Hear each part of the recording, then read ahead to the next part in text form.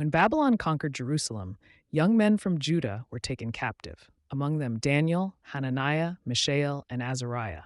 They were chosen to be trained in the king's palace.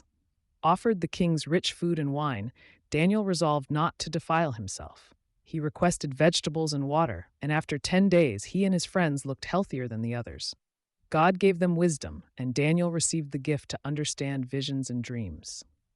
King Nebuchadnezzar had a troubling dream that none of his wise men could explain. Daniel prayed, and God revealed the mystery. Daniel told the king his dream of a great statue made of gold, silver, bronze, iron, and clay, symbolizing kingdoms that would rise and fall. In the end, a stone not cut by human hands would crush them all and become an everlasting kingdom, God's kingdom. Nebuchadnezzar honored Daniel and placed him in high authority.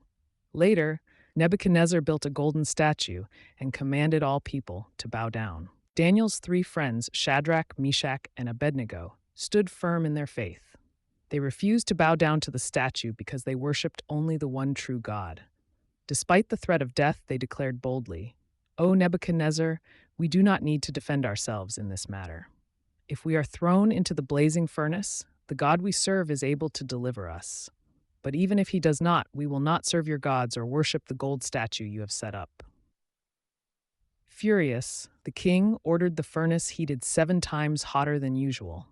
The soldiers bound Shadrach, Meshach, and Abednego and threw them into the flames. The fire was so intense that it killed the soldiers who carried them in.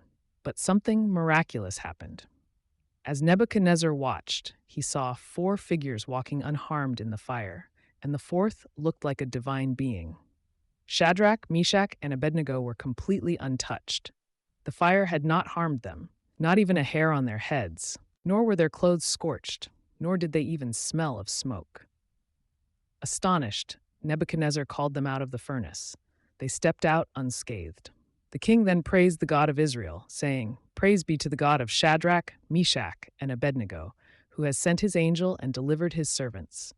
They trusted him, defying my command, and he rescued them." He also issued a decree that anyone speaking against their God would be punished, and that he alone is the true God who can save and perform miracles. Nebuchadnezzar had another dream of a great tree that was cut down. Daniel told him it meant the king would be humbled until he acknowledged that God rules over the kingdoms of men. It happened just as Daniel said. Nebuchadnezzar lost his sanity.